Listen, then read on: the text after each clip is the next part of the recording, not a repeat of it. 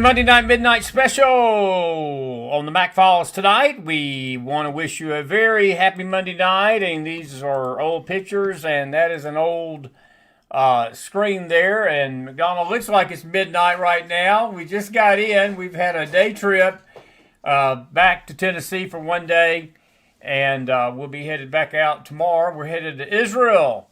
A week from tonight, we will be in the air, and we're grateful. This is a midnight special, not a McFiles Thursday. We just got back in. Didn't even have time to change the screens hardly.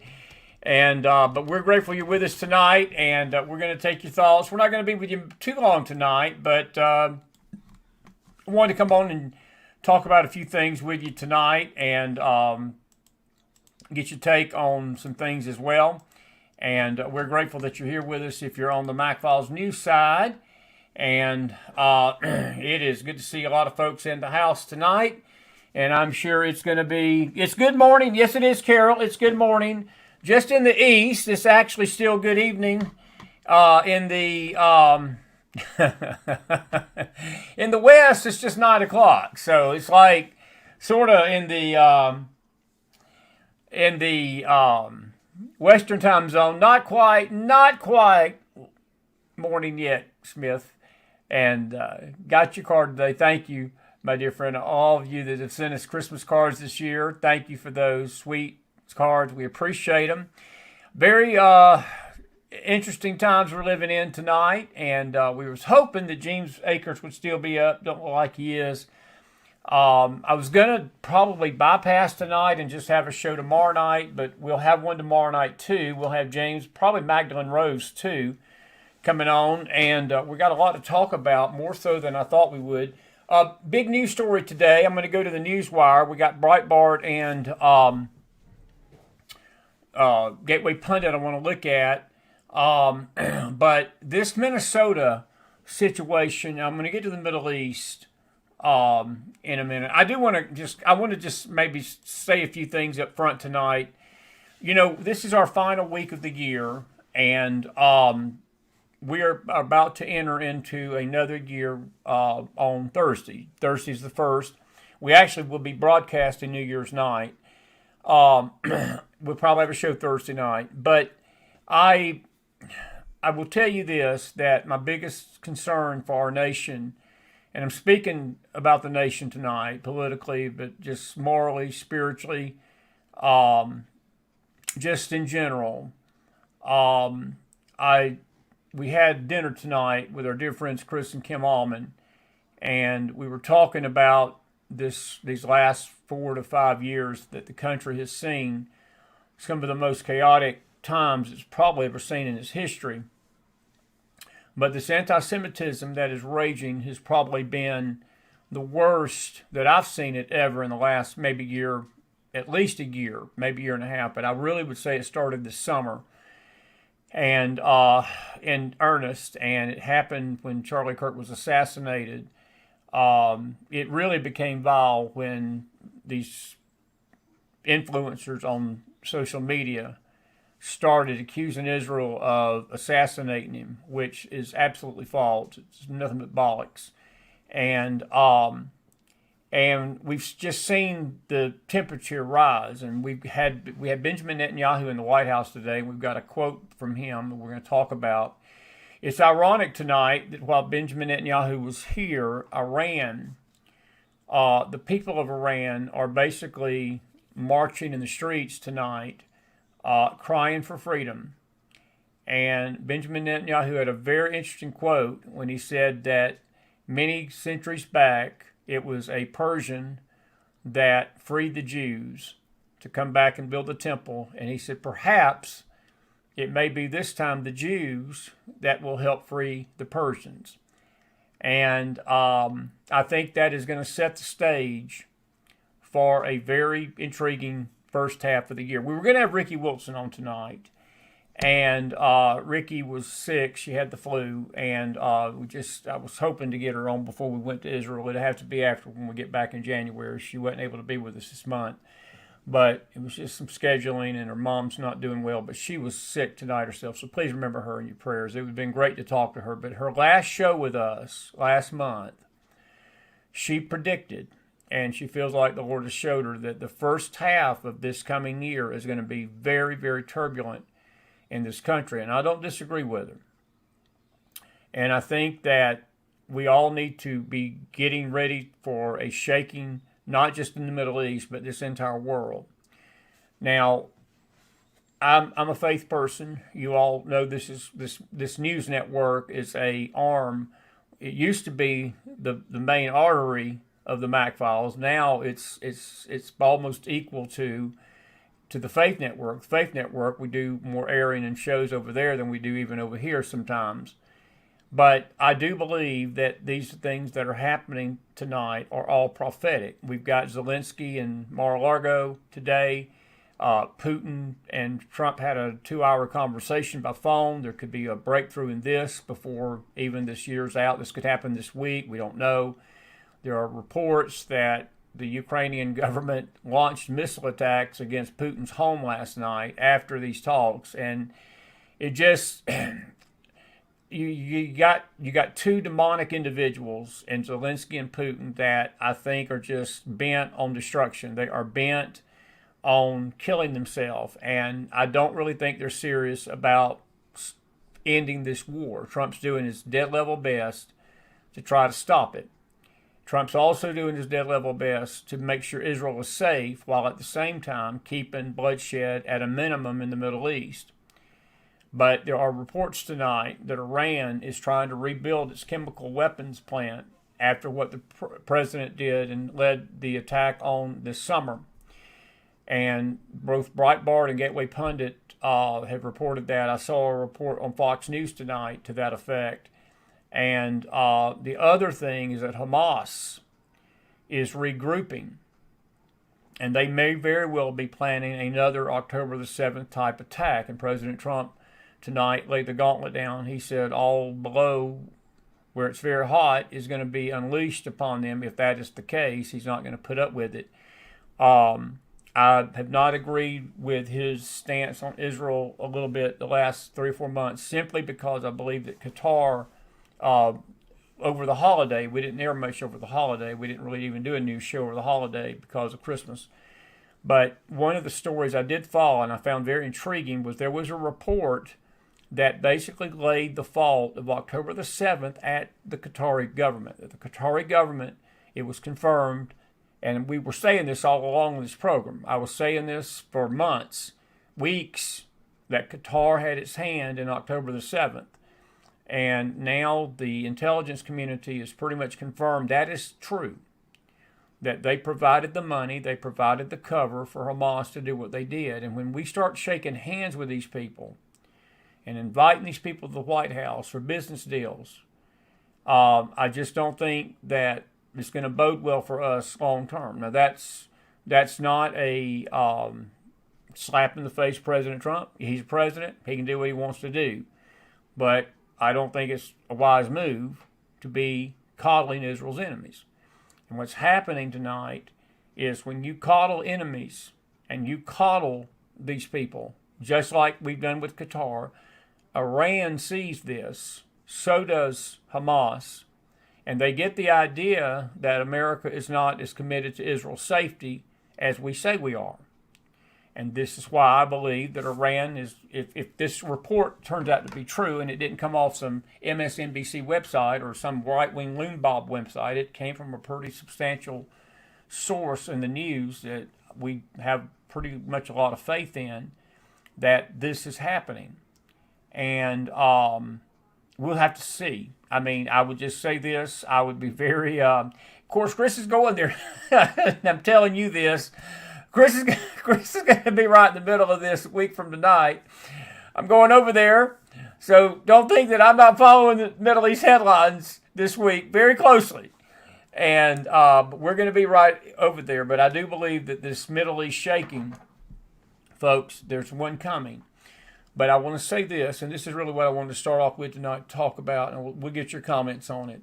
This anti-Semitism that has girdled this nation and that has sent this nation into an abyss. It has. I mean, there's some of the most ugliest things, and we this infighting with TPUSA and all these ugly things that have been said about Ms. Kirk, and then you've got the weakness of the leadership not to condemn fully this anti-Semitism, folks. They've never, and I mean, I know there may be some people that disagree with this, and that's fine. It is my opinion they have not disavowed this anti-Semitism as strongly as they should. And I don't care what lawsuit they're worried about or whatever they're worried about. They need to take a stand, and they do not need to put anti-Semites on their stage. They just don't. I think it was a mistake having Mr. Carlson. I think it was a deadly mistake putting him up there and letting him spew his anti-America, pro-Islam garbage. And J.D. Vance, I had a conversation with a political person just this week, and they didn't seem to believe this was a big deal, but I do.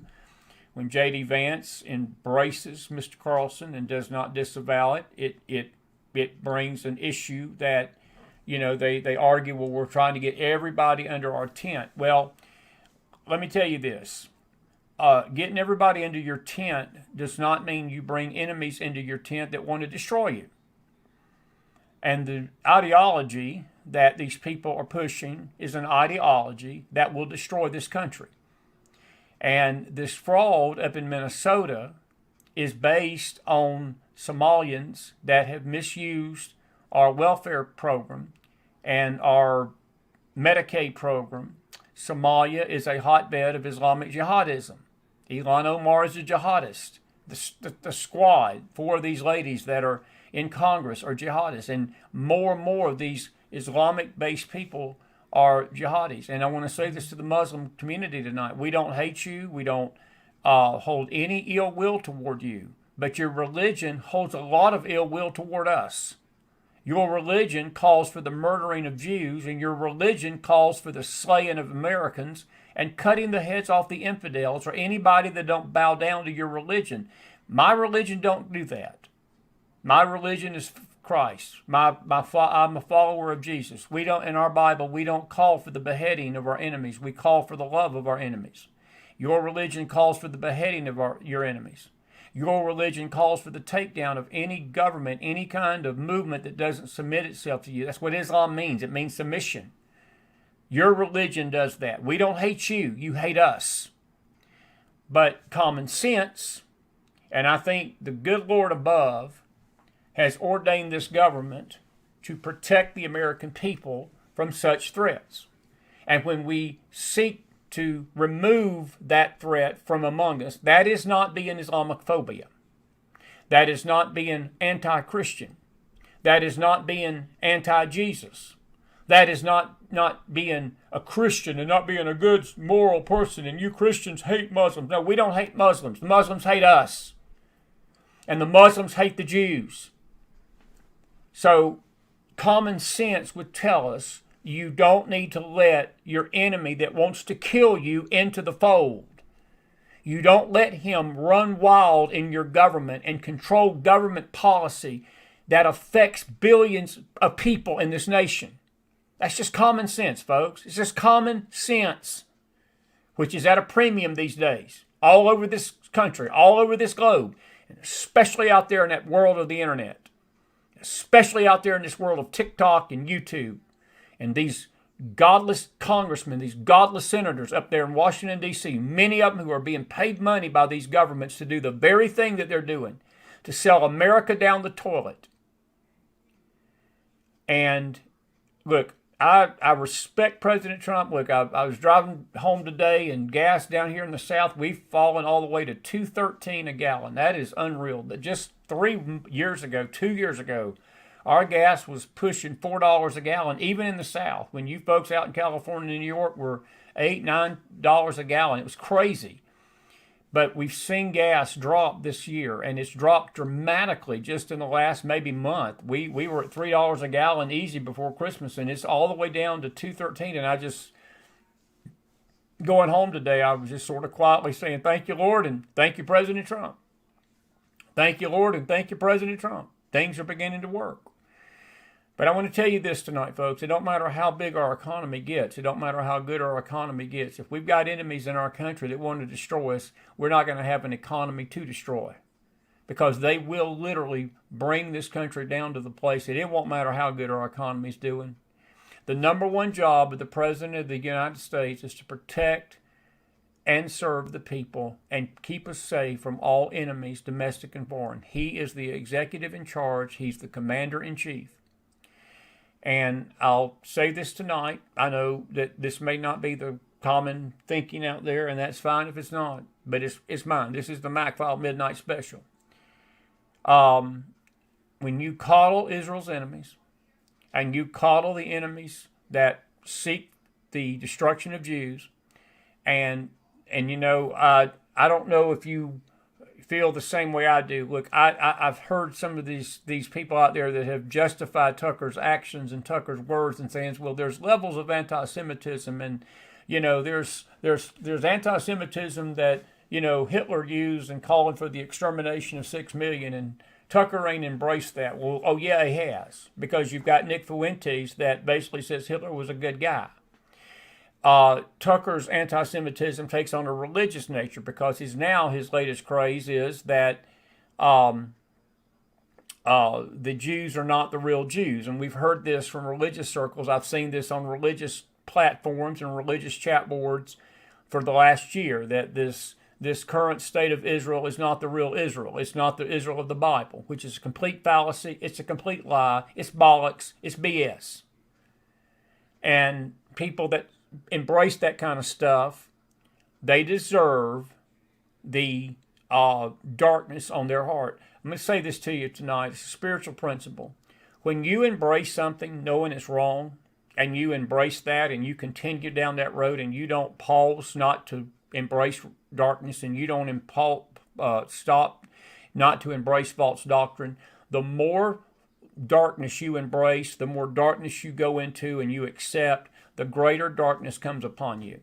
The proportion to the light that you reject, the proportion of the truth you reject, a greater portion of darkness and deception, that's the word I was looking for, a greater portion of deception will come upon your heart. You will believe deeper and darker deception the more you continue to believe untruth. That's just a spiritual principle. It's always been that way in the heavens. It's always that way tonight. And I think that's what I've seen this year. I've seen a nation that it all started out real innocent, and you had, again, religious chat boards and these pastors getting out there talking about how the church had replaced Israel and America's replaced Israel, and one by one, voice after voice started coming forth, big-name people, and, well, I don't think Genesis 12, 1 through 3 applies to us today. It don't apply to blessing Israel and cursing Israel. It was given to Abraham. It wasn't given to the Jews, which that's, again, a most fallacious lie that you could say. And then it started upping itself to libel. And I almost thought I was listening to 1928, the Protocols of the Elders of Zion on most podcasts, because some of the very vile things that people have posted have come right out of the Protocols of the Elders of Zion that basically set the stage for Nazi Germany, set the stage. Henry Ford bought 1 million copies of that book, circulated it all over this country in the 1920s. That's why when Hitler started slaughtering 6 million Jews, America just sit by and folded its arms, and we didn't care. And if Japan wouldn't have did what they did at Pearl Harbor, there's a pretty good possibility America would have never entered that war in Germany and Europe to free Europe from fascism, because it was a lot of Democrats in this country, a lot of left-wing people even then, that did not want us coming to the defense of Europe and bringing America into this war. If Japan wouldn't have attacked us, Franklin Delano Roosevelt may have just set this one out, and I don't doubt he would have. Thank God for Harry Truman. Harry Truman made some tough calls. He did a lot of things that people to this day of history has not been kind to Harry Truman. But one thing I can say about Harry Truman, I went to his museum a few years ago, and I had to hold my nose because it was nothing but a Democrat cheerleading session. But the one part of his museum that I wanted to see was the part where he dedicated to him helping establish at the UN in 1948, the establishment of the modern-day state of Israel, which is basically a reformation of that nation And it's the same nation of the Bible that goes back to the days of Abraham, Isaac, and Jacob. It's not a new nation. It's a reformation of what the nation in the Bible speaks of. And I applaud Harry Truman for that. It was the same Harry Truman that he recognized that if he didn't do what he did at Hiroshima and Nagasaki, that the Japanese would have continued fighting this war long after the Germans surrendered. He saw that the Japanese were not going to surrender. And he made a fateful decision to drop 2 atomic bombs. It's the only time that those bombs have been dropped on cities to this day. And again, history has not been kind to Truman. But in my book, Truman showed a lot of fortitude in both decisions, but especially the decision to back Israel at the UN. And there's a series of events that took place with him and some Jewish businessmen and a man by the name of Chaim Wasman. And he convinced Harry Truman that this was a biblical, spiritual thing for America needed to do. And America backed that vote in 1947. Israel declared her statehood in May 14th of 1948. And the rest is history. It's amazing to me that when presidents stand for Israel, they're very, very, very unpopular with the people. President Trump has got an element in this nation. You may think that he's got a majority of the people on his side, and I would say that's possible, but there's a lot of hatred out there for him. There's a lot of vile hatred for him, and whenever he stands with Bibi Netanyahu and he stands for Israel, people are not happy. And this is, I think, going to be the dividing line this coming year. As we get into this next year of 26, it is going to be one of the greatest dividing lines of this nation of what direction we take. I think Chris made a great point tonight at the dinner table. Trump becomes a lame duck president in a year. If this Congress goes back and it goes back to the Dems, if the Senate goes Democrat, I pray it don't. But there's just so many headwinds against him right now. And you can believe this or not, but I believe his support of Israel is going to go a long way in determining what happens in that midterm at the end of this coming year and how he handles her. We do not need a Palestinian state. We do not need to be pushing Israel to tell her to stop fighting terrorism and handcuff her against her enemies. If Hamas is rebuilding and regrouping, Israel needs to be allowed to destroy Hamas off this freaking planet.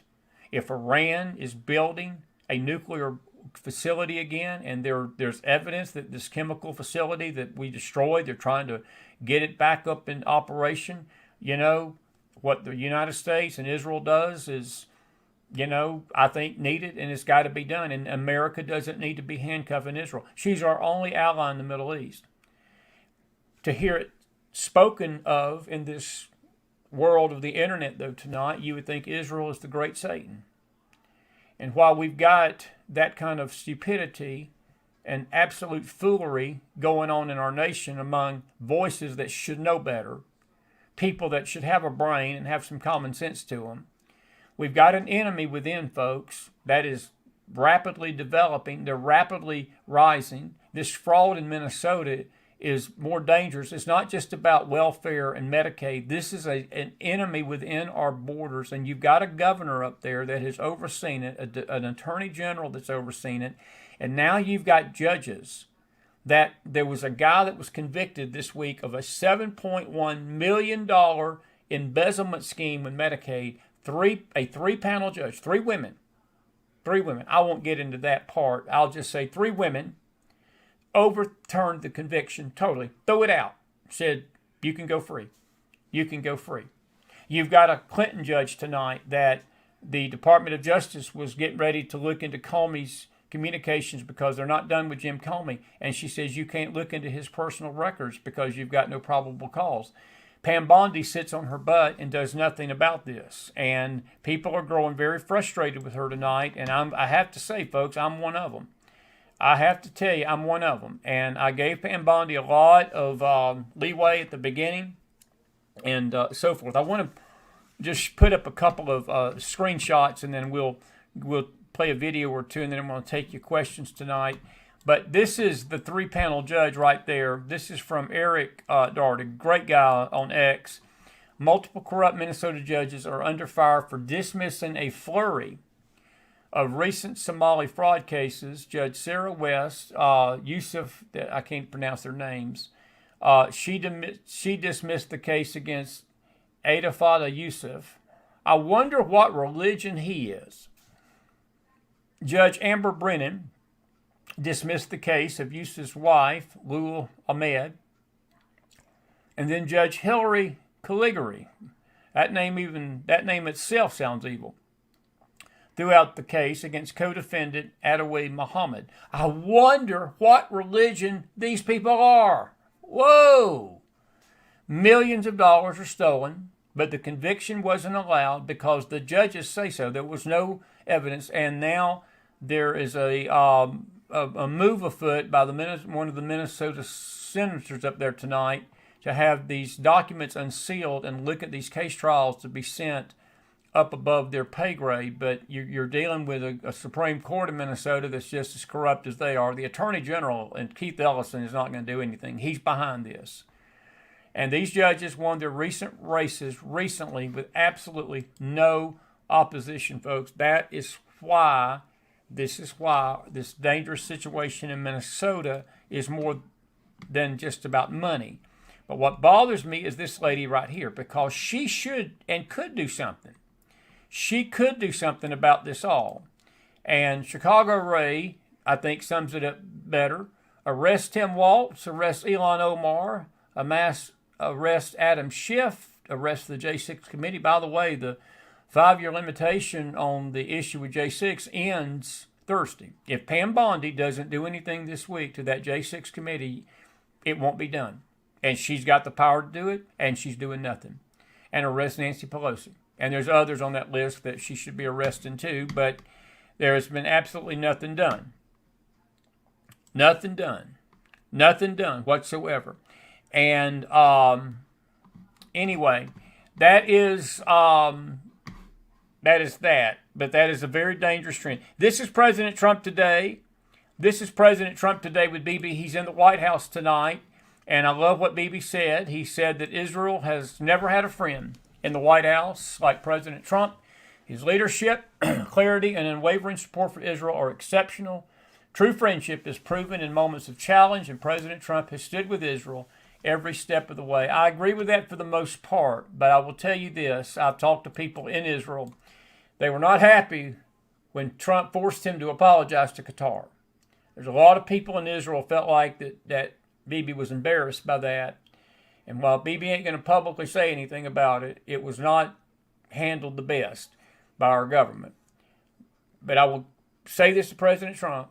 I'm not going to disagree with Bibi, because I don't think if Joe Biden was in office that Israel would have any support at all. They've at least got some. And they've got more than they've ever had. They certainly didn't have this from George W. Bush Jr.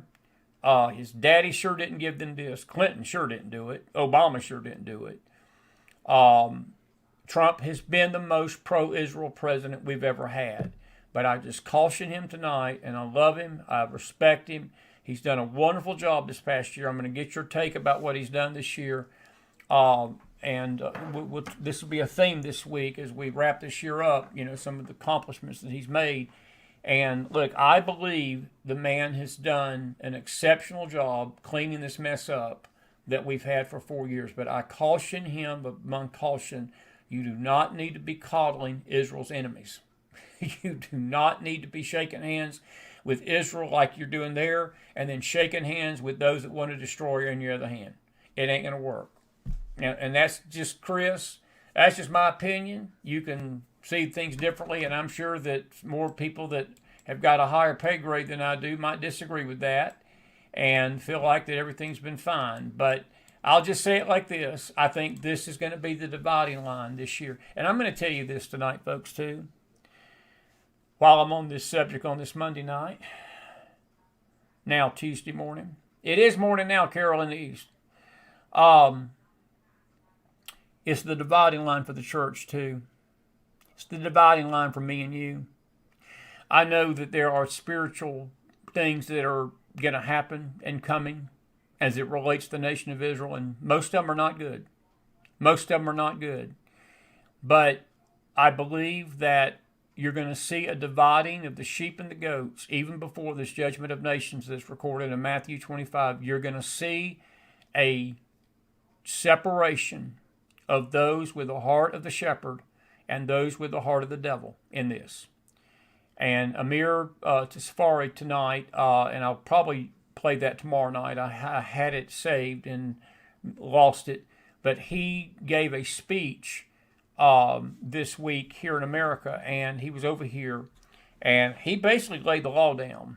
And I know people didn't like what he said, because he basically said, this is a test of your faith, the authenticity of your faith, the drawing line, the dividing line of whether you're actually a believer or not is going to come down to how you feel about this covenant people. And he said, people get all bent out of shape when we call them God's chosen people. And, if you don't think they're chosen, then don't think they're chosen. But they're covenant.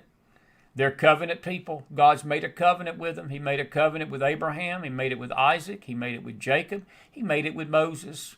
He made it with Joshua. He made it with David. That's why Christ is called the son of Abraham and the son of David in Matthew 1:1. It has to do with covenant people. It has to do with covenant land. It has to do with a lot of things that relate to covenant. And when God makes a covenant, folks, we talked about this on a Sunday night not too long ago. We talked about Genesis 15. Let me tell you something. God didn't even make the covenant with Abraham himself. He cut it with God himself. He walked in that blood as Abraham was asleep and walked in those pieces and cutting a covenant while Abraham wasn't even awake. So this covenant that God has cut is with himself. And I will tell you this tonight. God don't lie and God don't break covenants. And God's not going to break this one. Israel's coming home. And how we feel about her and how we deal with her is going to be a dividing line, whether we're going to be a sheep or a goat this year. And I'll say that without blinking. I won't even take a breath on that. I won't even take a breath on that. That's exactly how I feel. Now, if you want to go down the anti-Semite trail, then take off. Enjoy your journey. Enjoy your journey. And do what you gotta do. Do what you gotta do. Do what you gotta do. Do what you gotta do. Do what you gotta do. Anyway, let's see here. Mom is gone. Yes, he is. By the way, speaking of Somalia, if this couldn't get any weirder, you know what's going to happen this week? Guess who's going to take over the presidency of the UN Security Council January the 1st of 2026 in just 3 days? The historic shift grants Somalia crucial agenda setting power to uphold territorial integrity and address regional stability at the highest level. This is the Daily Somalia paper. Alex Brushewitz says, this has to be a joke, right? I wish it was, but it's not. This is the world that we live in.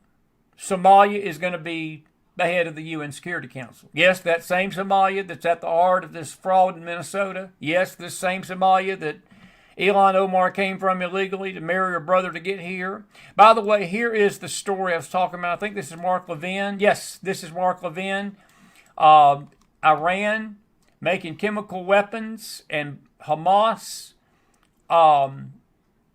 is rebuilding. We should have let Israel wipe out Hamas when it was surrounded in Gaza. We should have enabled them to finish off the Iranian regime where the people want freedom and are protesting today. Folks, all of this is historic. All of this is prophetic. It is all happening at one time tonight. There's no mistake that all this is going on in this time. And he says, I don't give a D of what the neo-Nazi Islamic supporting isolationists think or say. They have made it abundantly clear they hate America, which he's right, and they're warmongers for the enemy as they do the enemy's bidding. America lasters. I like that. I like that. That's Mark Levin, and I appreciate Mark Levin, and I agree with Mark Levin. And it's what I've been saying tonight, that we need to let Israel do her job. We need to let Israel do her job. I'm going to try to find that article. Let's see. This is out. Actually, this is out of Fox News. So I'm going to put this up. I'm going to come over here to our news wire and put this up so you'll know we're not just bringing it off some kind of weird source. This is coming out of Fox News itself. Let's see here. Did I get it to... Well, it didn't do that. Hang on just a second. Let me cut and paste that again. And we're going to come back over here. We've been having some weird network problems here lately. Not that that's strange, but it just is what it is. What it is. But here is the headline tonight. That is today's headline. And hang on just a second. Let me turn the commercial off. But Iran is developing chemical, biological, missile warheads as protests spread over the collapsing economy. The Revolutionary Guard accelerates unconventional missile work as protests spread over the regime's handling of the economy. And this is the article. We're going to put this in our Telegram room tonight, and I encourage you to visit that room, the newsroom at least. And hang on just a second. I thought we already had that up, and we do not. Again, we're just here for the night. We had to come and take care of some business today, and you know, it wasn't going to even come on, but I'll make sure we get that in the Telegram room for you on this new computer. I've not been able to do that yet, but that is a very intriguing development tonight, folks. There's the missiles. This was some of the missiles that were destroyed in the summer, and this is some of the video. Basically, the crowd marching on the street. Roll the tape. That's today. That is today.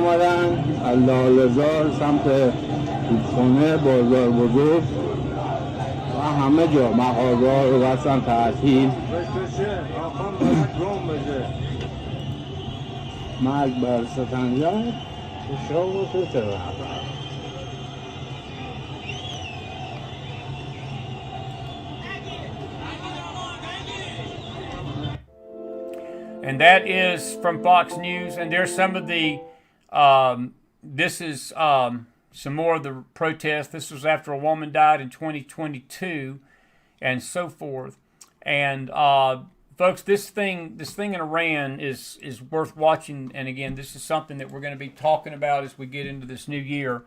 But very important stuff. All righty, now a couple more news stories, and then I'm going to take your questions and so forth, folks. This is Mr. Tom Emmer. He's a Republican from Minnesota, and he has issued a letter to Minnesota Governor Tim Walz demanding answers and immediate action following allegations of large-scale fraud involving Somali-run public-funded daycare and healthcare centers, and unbelievable stuff. It is absolutely unbelievable. Kash Patel said something tonight. He says that the Minnesota fraud scheme is a top FBI priority.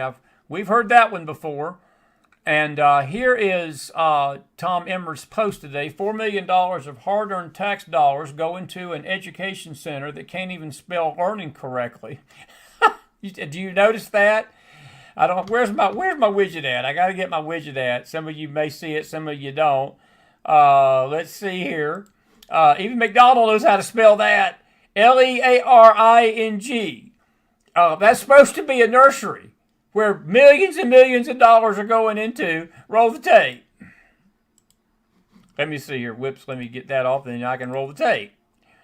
And now it's going to take me to the X account. That's what I thought. Let's tell you what, let's do this.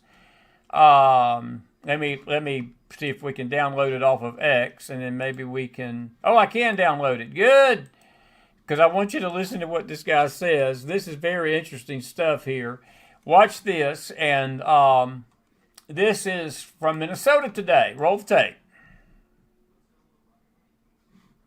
This Quality Learning Center. I meant to say Quality Learning Center. Don't open up! They said they spelt learning wrong. Don't open up! How do you have ice here, ma'am? I'm literally a YouTuber. Don't open up! Ma'am, what do you think about the fraud that's taking place here in Minnesota? Don't open up! We have ice! And what do you think about this place being licensed for 99 children Don't open up! and getting $4 million Don't over the open up! It's ice! $4 million in the last 2 years? Go away! What do you think about that? Are you in Go favor? away! Are you in favor of that? Go away! You know You're what it- not welcome here. Are you- Shame on you. Are you in favor of $1.9 Shame million on you. It's going ice. illegally, Don't open up! fraudulently to this business that has quality learning center but can't even spell learning right on the door? Don't open up! Ma'am, we are not ICE. I don't care who you are. You don't belong here. I belong here just like you belong here. Don't Yep. open up! It's ice! He's right. You do realize that there's supposed to be 99 children in here at this building, but there's no one here. This is a child daycare center. 99 children. Paid $1.9 million. She don't care. Funding. She don't care. Do you know where the children are? Were they kidnapped? They run away? They don't care. Where are the children? This is state of Minnesota. Right here. And who are you? My name's Nick Shirley, ma'am. And who are you with? Nick Shirley. Nick Shirley on YouTube. Nick Shirley's one of the greatest YouTubers Oh, he's just been around. doing He's a some good research kid. investigating the He's a fraud really that's good taking kid. place here in Yeah, Minnesota. I'm with Nick Shirley. This lady, she's calling us ICE. We're just trying to... Calling Nick Ice. That don't surprise me. And folks, that's the other thing that just drives me crazy and just makes me laugh at how everybody wants to demonize. We've got so many demons.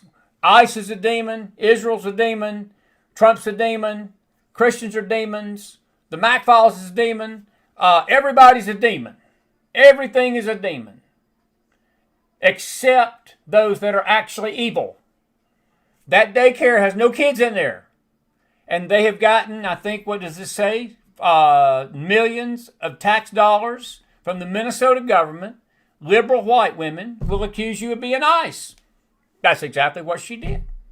And that's from Tom Emmer. Tom Emmer, he's a senator. And FBI Kash Patel says that the FBI is aware of recent social media reports in Minnesota. However, even before the public conversation escalated online, he said this yesterday, the FBI had surged personnel and investigative resources to Minnesota to dismantle large-scale fraud schemes. We'll see about that. We will see about that. And Pam Bondi says that nearly 65 or 85 Somalians have been charged, 60 people guilty in Minnesota fraud. But I tell you what, folks, the problem about it, though, these judges, they're throwing some of these cases out. And she complimented Nick Shirley. And she says, we've been investigating this for months. We've charged 98 individuals, 85 of Somali descent, more than 60 have been found guilty. And there's more from Nick Shirley. He says, here's the full 42 minutes of my crew and I expose the Minnesota fraud. This might be my most important work yet. We uncovered over $110 million in one day. Like it and share it like wildfire. It's time to hold these corrupt politicians accountable. Good luck with that, Nick. Good luck with that. Anyway, but some of this stuff is just unreal. And then this is why we've got nothing but disgust for politicians. This state senator, there you see her, a Somalian, says that Minnesota would not survive nor thrive without the Somali community. I disagree, ma'am. No, Minnesota would not be having $110 million of fraud a day given to daycares that are supposed to have 99 kids in it that have none if the Somali community was not around. Just a thought. Just a thought. Just a thought. And anyway, I could go on with that, but it is unbelievable. And of course, CNN, you can see the little highlight I got there. They're blaming the GOP for this. They think the GOP is going to make a political issue out of it. Oh, yeah, we're going to make a political issue out of it. We need to make a political issue. It's Tim Walz's state. By the way, interesting story that you may not hear about tonight. Elon Omar's husband's firm, who is behind a lot of this, has erased names as the Minnesota fraud case heated up. Her husband's venture capital firm has reportedly erased the names of 9 officers and advisors from its website, a suspicious move that comes amid pressure over massive fraud in Minnesota. Omar introduced the legislation critics say paved the way for what the feds have called the largest fraud of the pandemic. Her husband, Tim Manette, launched Rose Lake Capital in 22, and its reported value went quickly from almost nothing to between $5 and $25 million. And I'll just read you this one paragraph. It says, between September and October, when federal prosecutors announced charges to 8 more individuals, including 6 of Somali descent, for their roles in the welfare scheme, the names and bios of Rose Lake Capital's 9 officers and advisors were removed from the website just a few months ago. None of them, of course, were charged in the fraud. These names include former Obama ambassador to Bahrain, Adam Early, former Senator and Obama ambassador to China, Max Baucus, DNC Finance Chair Alex Hoffman, former DNC Treasurer William DeRoe, former ex-CEO of Amalgamated Bank Keith Mestrick, and once described Amalgamated as the, quote, the institutional bank of the Democratic Party. By the way, I don't know if you know this. I didn't know this until this article. Ilhan Omar's net worth, folks, since she's been in Congress, has went from $51,000. By the way, I was told that one time that anything under 80,000, 100,000 or so is poverty in this country. That's how they view poverty. If you don't make as much as $75,000 to $80,000 a year with your net income, you're considered in poverty status according to the way that the government looks at you. Her net worth went from $51,000 to $30 million in 1 year. That's what her net worth is right now. And my question is the same question that a lot of people are asking tonight, is why isn't she in jail? Because she got here on her brother. All right. We'll get your thoughts on that because I've got to wrap this up. I'm almost going an hour. Didn't even realize it. By the way, a couple of other quick stories tonight. All this will be on our news site in the morning, the Telegram room. President Trump announced Friday that there has been another land strike in Venezuela. There was another boat basically taken out of the water tonight. It was not a fishing boat. They were not fishing for red lobster. It was not the Captain D's Armada. It was not the Long John Silver search for a sea bass cruise. No, these were narco-terrorists. And he basically said today, in fact, he said it during the interview with Netanyahu, that they were bombing the ship. One of these ships right outside of Venezuela, they saw it coming out of the port, and Trump and Hextech sent forces down there, or sent planes, and they pretty much blew it out of the water. So, word to the wise, if you're a Venezuelan drug dealer and you like to drive boats loaded with drugs, my advice to you is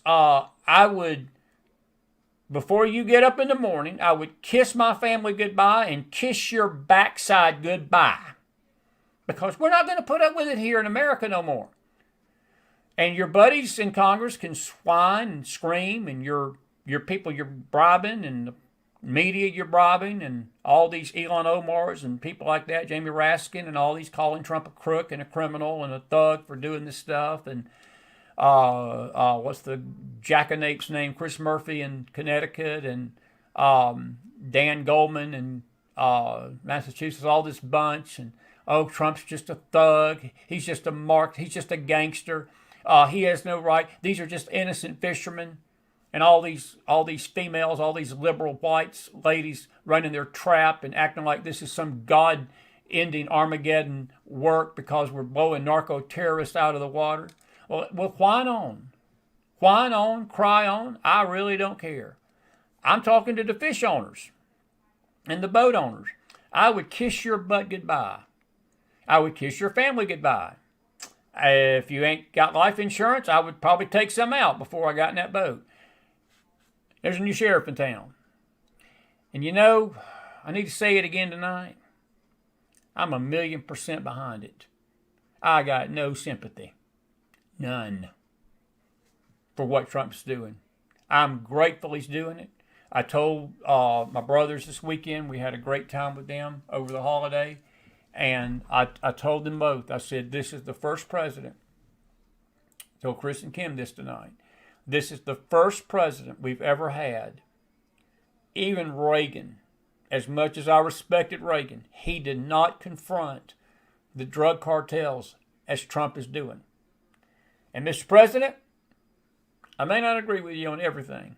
There's just a minor difference or two that I've got with some of the stuff you're doing. But I will tell you this, for the most part, I want to give you an A+ this year. But on this situation, I give you a double salute. Keep feeding the fish in the Atlantic. Keep feeding the fish in the Caribbean. Keep feeding the fish in the Pacific. And to the drug dealers of Venezuela and Colombia, you can take your crap somewhere else because it's not coming here no more unless you want to be fish food. All right. Now, it's late. I'm going to have tomorrow night, and I will pick this up again tomorrow night because we'll hopefully have James Akers on. And all the Mohammeds will be gone too. Thank you, Cleo. Thank you. Thank you, Cleo. Thank you, Cleo. Good to see everybody tonight. There's Deanna Salem in the house. There's Deanna Salem in the house. Good to see everybody tonight. Good to see everybody tonight. And folks, while we're talking, just let us do the talking. Good to see everybody. If you got, all right, it's your turn now. I'm stopped talking. Now you can say whatever you got to say. Chris Davis says, why are liberal white women so easily deceived? Chris, I've always told you, don't ask why. I don't have an answer for that. That's the hardest. There is no answer to why. I get these questions all the time. Why this and why that?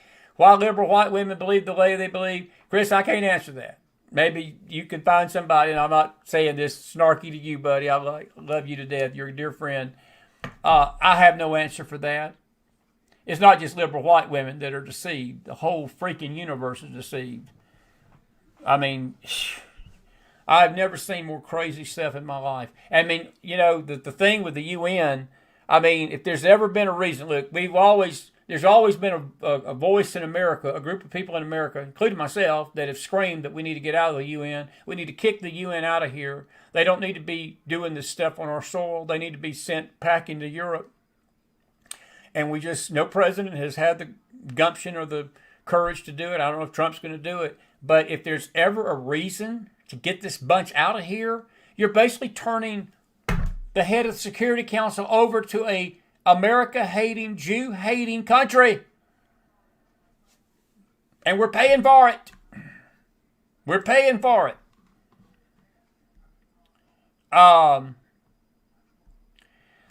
Chris, Pat, you know, you say our country is slipping away from us. Pat, it's not slipping away from the Christians. No, the Christians are the only thing that's keeping the country from slipping away. I'm not going to say the country's slipping away. It's not slipping away from me. Because I'm going to tell you that my faith ain't in my government. My faith's above. These are choices that are being made by our nation. These are choices that are being made by our nation. And folks, I've just, you know, as I come into this new year, you know, it's going to be a wonderful week. We're going to have a great time. We're going to have a great New Year's Eve service Wednesday night. We'll be back here tonight. We'll be on New Year's. It'll be a week of reflection. Just a week to say thank you for 7 years of support. And we're going in our 8th year. It's hard to believe. It's just like it was yesterday. And, you know, there have been some ups and downs. There's been some storms. There's been some turbulence through this journey at times. There's been some wonderful stretches. I think we've had a wonderful stretch this year. It's been one of the most peaceful years we've had in a long time. Just peaceful. And, you know, it's just been good. And the content has been the best. We've had some of the best guests we've ever had. Our guests are just jam up. And it's just been peaceful. I'm all for peace. But, you know, I've just got to the point that people, if they want to believe this stuff and they want to go down these roads, I can't stop them. We've tried. We've tried our best to present a opinion of truth and put godly, common sense reasoning in front of the audience. And you know, we don't have a million people audience. I could turn this show another direction. I could have turned it another direction 3 years ago, 4 years ago, and continue down the path we were on. When there was so much garbage on this show, I couldn't even stomach it myself sometimes. And I knew a lot of this QAnon stuff, and I was doing it out of respect for certain people. And then when I saw what happened, and I don't want to get into all that tonight, but when we started cleaning out the garbage, people left. You know why? Because that's what people want to hear. People want to hear garbage. And they love garbage because garbage tastes good. And it's like a snake crawls on their belly. What does a snake eat? He eats dirt. It's what God told the snake in the garden. He said, upon your belly are you going to go in dust. You will literally eat the dust of the earth. Those of the serpent and those of their father, the devil, they love dirt. And they love garbage. We ain't pushing that no more here. We haven't been for a long time. I think that's why we've had peace. Now, have we had the biggest audience? No, we haven't. But I tell you what, Chris Lee says, head down at night. I rest very well. And I rest at peace knowing that what we're doing has been the right thing. It was the right move. And the cleaning and the house cleaning has been needed. It was necessary. And as I said, I've been grateful for the peace this year. Pat, are we slipping? Our country's doing this to itself. Our country's doing this to itself. Christians that are grounded in God's word and Christians that are grounded ain't slipping. It ain't slipping from us. I'm still praying for our country. I'm still praying for a revival. I'm still praying that God will save a few. I can't save everybody because everybody don't want to be saved. Unfortunately, not everybody wants to hear what's right. They want to hear and believe the worst. They want to hear and believe garbage. They want to hear and believe slander. They want to hear and believe whatever they can hear that's anti-American, anti-God, anti-Christ, anti-faith, anti-Jew, anti-Israel. Anything that's in that realm, people just love to eat it up. And you can't stop them. But there's still a remnant, Pat and Deb. Still a remnant. There's still a remnant praying for this country. And as long as that remnant is here, this remnant is going to have a say in what goes on in this nation. Let's see what else we got. Carol Smith says, do you think people are so frustrated that corrupt officials not being charged will overshadow all the good Trump has done? Absolutely, I do. Absolutely, I do, Carol. I think that this is going to be one of the biggest things. I think the frustration, and I hear it. I don't just hear it on the show, but I hear it outside of the show when I talk to people. And I get frustrated too. And I shake my head at it. Look, we're long overdue. And to watch these judges, this 3-panel judge in Minnesota, that this guy was actually convicted, found guilty. And when he went before them to be sentenced, these 3 individuals, $7.1 million. This wasn't some pocket change. This wasn't some heist of a 7-Eleven on a Friday night and for a few soda drinks. This was millions of dollars. These 3 women judges just tossed it out. Sponged their record. When you've got a corrupt judicial system, I don't know. But Pam Bondi, I lay this at her door. I do. I just lay it at the door, the FBI. And you know, I don't mean this bad about Patel and her both, but those tweets about them being aware of this, and we've charged 85 Somalians, whoop-de-doo. Whoop-de-doo. What am I supposed to do? Give you a cookie for doing your job? Am I supposed to give the FBI a cookie because they're aware of this? For God's sake, we've all been aware of it. If Nick Shirley has to do their job, what does that say about our law enforcement? And you've got a corrupt attorney general up there. You've got a corrupt governor. You've got a corrupt lieutenant governor. You've got corrupt senators up there. That Republican, Emmer, is a wishy-washy Republican. He's a pretty decent guy. But you've got no leadership in Minnesota. You're not going to have any leadership in Minnesota. You got Ilhan Omar up there. And you've got one of the most corrupt states in this union in Minnesota. And they are literally, again, it's becoming a hotbed of Somali jihadism And Elon Omar, if Elon Omar, Carol, I'll give it to you like this. If Elon Omar would have done what she did here in any other nation of the world, Elon Omar would be in jail for life. In some of these countries, Elon Omar, it may not just be jail for life, if you get my drift. But only in America do we allow this to happen, and nothing is done to our leaders. Nothing. Nothing. Not good.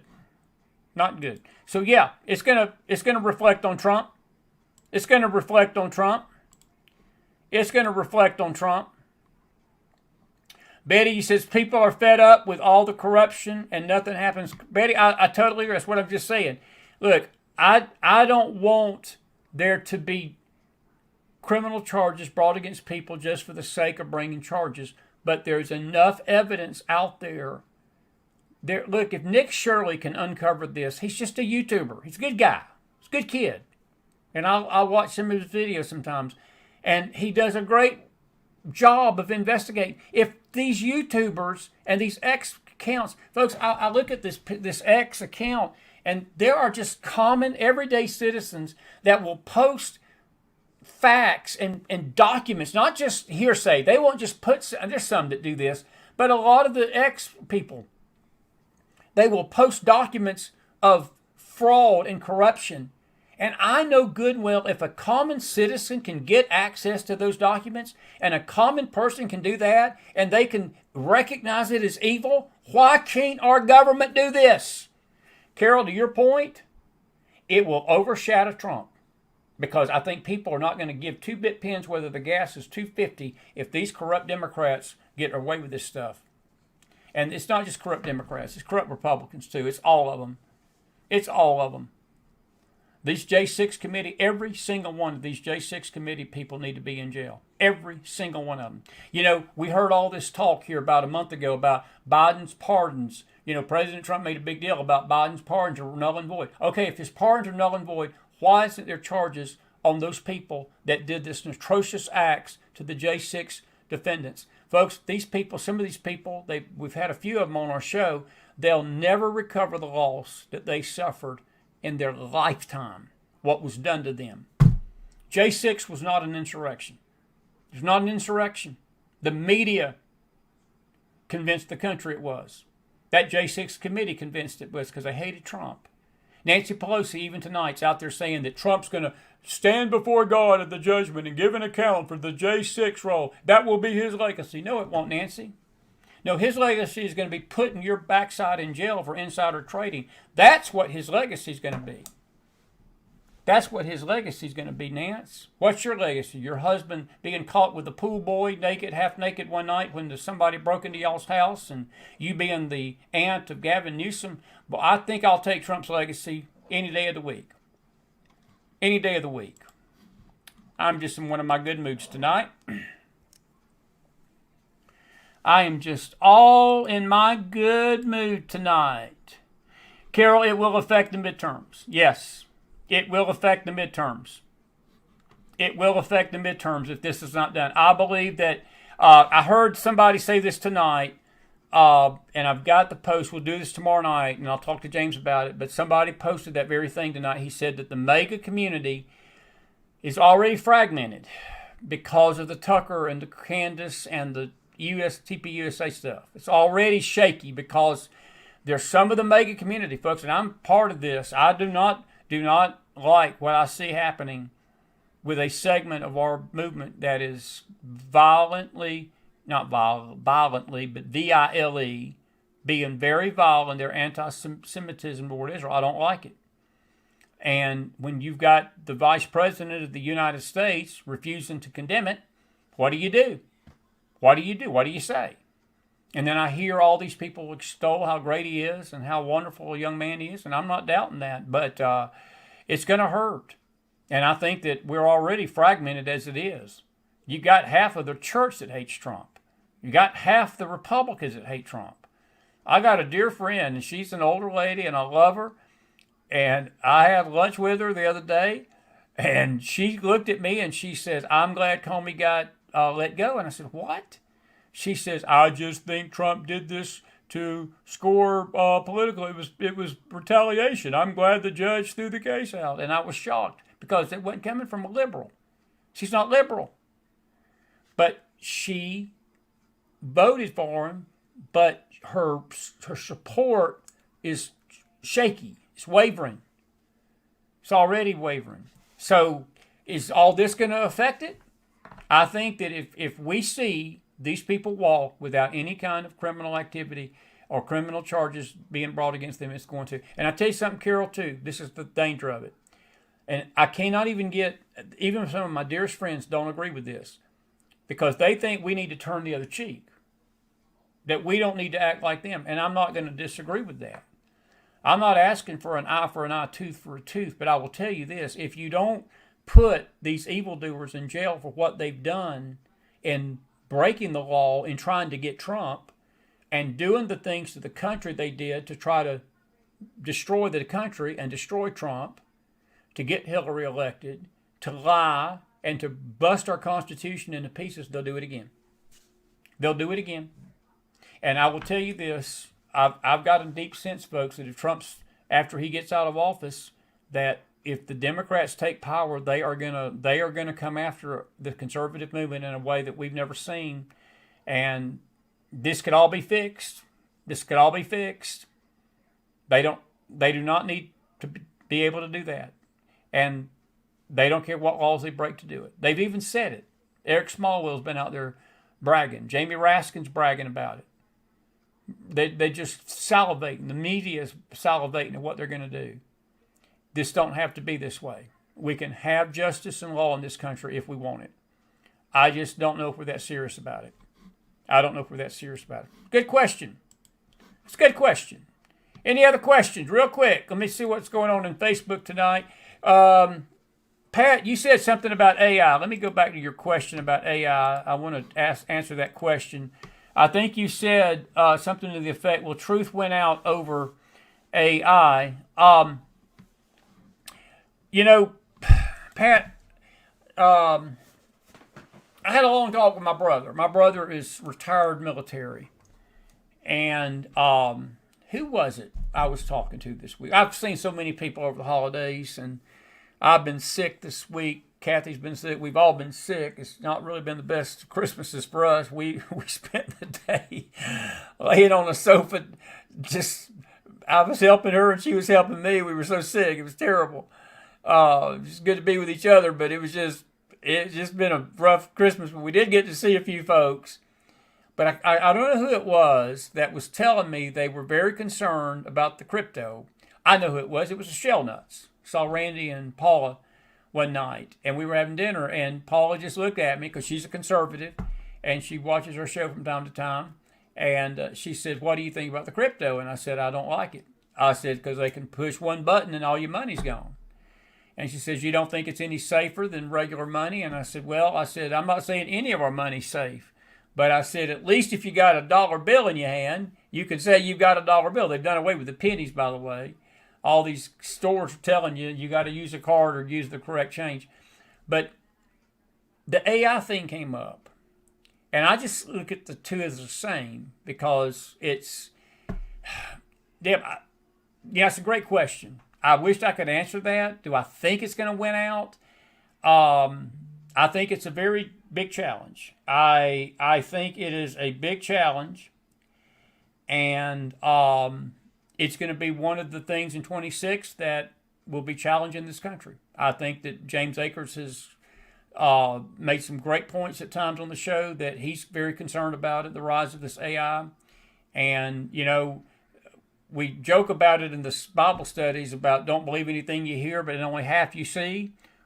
It's getting to the point that a lot of the videos, even out there that are on Instagram and TikTok and YouTube, they're not even real. And you can make a video, do anything and say anything you want it to say and push it off as truth. And I think it's a legitimate question.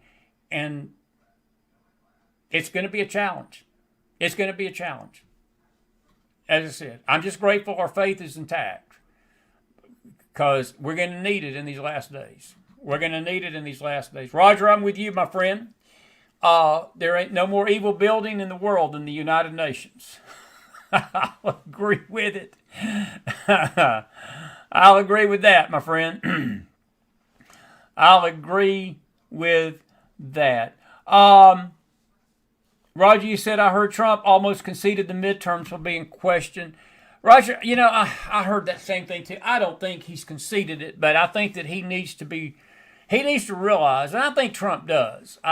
Trump trolled the media pretty good today, yesterday too. He offered him lunch, and he told the media, he said, some of you are going to write a bad article about me claiming I'm bribing you if I give you lunch. And he did it in spite of what he knows is going to happen. And I think sometimes when he says stuff, Trump says it knowing good and well what kind of reaction he's going to get. And I just think I would be shocked if Trump is conceding those midterms. If the Republicans would get their act together, if we'll show some justice and show some spine, and this economy, look, this gas going down, folks, is big. I mean, that's almost $1 a gallon drop down here. I mean, it was $3.13, $3.30 around Christmas time here in Tennessee and North Georgia. And it's $2.13 today. I mean, that's amazing.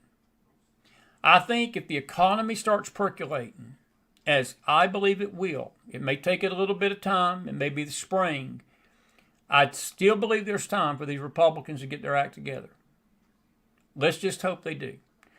If they don't, then Chris Allman's right tonight. Trump's a lame duck after 28 or 26. It'd be November 26th. He'll be a lame duck for 27 and 28, and he may not even make it out of the two years because they'll impeach him. They're going to try to impeach him and bring every lawsuit they can against him if they do that. So interesting take, and I'll say that. Places like the United Nations are the downfall of the world, and they're going to open the door to the Antichrist. Chris, there's more forces that's going to open the door to the Antichrist than the United Nations, but I'm sure they will be part of that. I'm sure they will be part of that. All right, folks, I'm almost done. You got a few more minutes.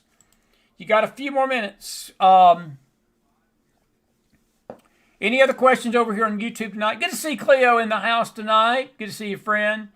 So grateful to have you. Thank you. And we're so wonderfully blessed to have everybody tonight. Now, this is going to be the beginning. I wasn't going to come on tonight, but I'm glad I did. I got a little second wind. I was sort of resting after the trip, and I said, it's Monday night. I got to get on. We were hoping to have Ricky, but that's all right.